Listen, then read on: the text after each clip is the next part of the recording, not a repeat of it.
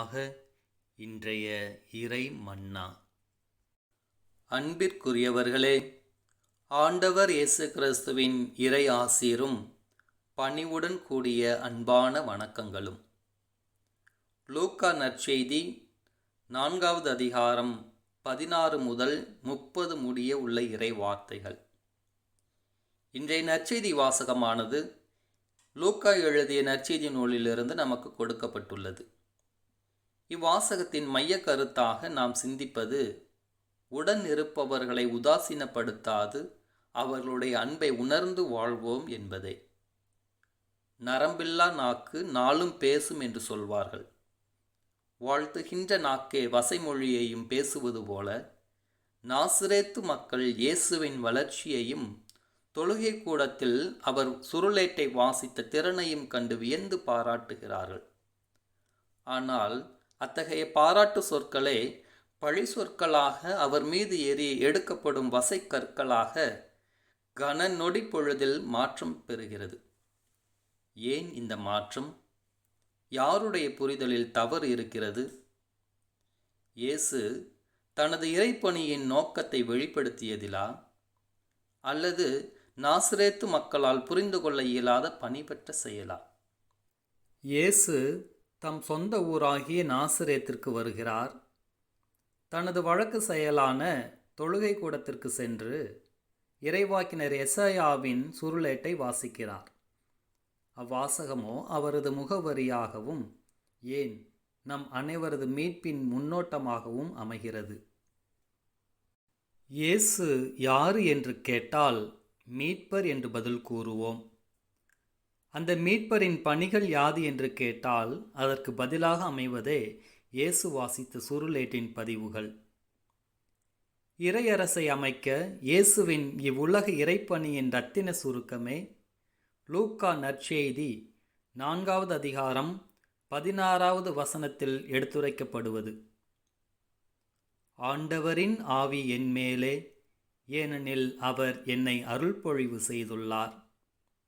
ஏழைகளுக்கு நற்செய்தியையும், சிறைப்பட்டோருக்கு விடுதலையையும், பார்வையற்றோர் பார்வையும், ஒடுக்கப்பட்டோர் உரிமை வாழ்வு பெறவும், அருள் தரும் ஆண்டினை முழக்கமிட்டு அறிவிப்பதுமே தனது இறைப்பணியின் நோக்கமாக இயேசு கூறுகிறார். அதே வேளையில் நற்செய்தி வாசகத்தின் 2வது பகுதியானது நாசரேத்து மக்களின் கடின மனநிலையை சித்தரிக்கிறது. முதலில் அவர்கள் இயேசுவை பாராட்டுகிறார்கள். ஆனால் அப்பாராட்டு அவர்களது கோழைத்தனத்தை வெளிப்படுத்துகிறது. அப்பாராட்டானது இயேசுவை ஏற்றுக்கொள்ள இயலாத மறுக்கும் கடினமான மனநிலையை குறிக்கிறது. ஒரு விதமான வெற்றிடத்தையும் குறிக்கிறது. இதனையே ஆங்கிலத்தில் டிஃபென்ஸ் மெக்கானிசம் என்று கூறுவார்கள், அதாவது தற்பாதுகாப்பு வழிமுறை.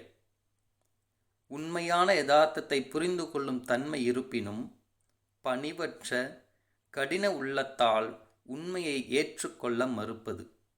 ஆகவே அவர்களது வேறற்ற பாராட்டோ மிக சுலப நேரத்தில் கோபமும் வெறுப்புமாக மாறுகிறது. எந்நிலை வரினும் எங்கள் மனநிலையில் எவ்வித மாற்றமும் இராது என்ற அவர்களது கடின மனநிலையை முன்னமே அறிந்த இயேசு, எவருக்கும் உடன் இருப்பவர்களின் அருமை புரியாது என்பது போல, இறைவாக்கினர் எவரும் தம் சொந்த ஊரில் ஏற்றுக்கொள்ளப்படுவதில்லை என்று மேற்கோள் காட்டி, இறைவாக்கினர் எலியா மற்றும் எலிசாவின் இறைப்பணிகள் யாருக்காக இருந்தது என்றும் கூறி அவர்களை விட்டு விலகி செல்கிறார்.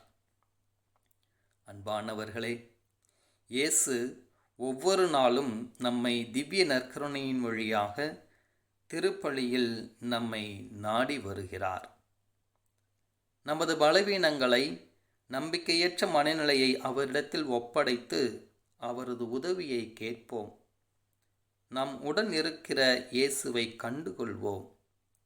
அவரை புரிந்து கொள்ளாமல் நம்மிடத்தில் உள்ள தற்பாதுகாப்பு வழிமுறையான, அதாவது டிஃபென்ஸ் மெக்கானிசம் என்ன என்பதை அறிவோம்.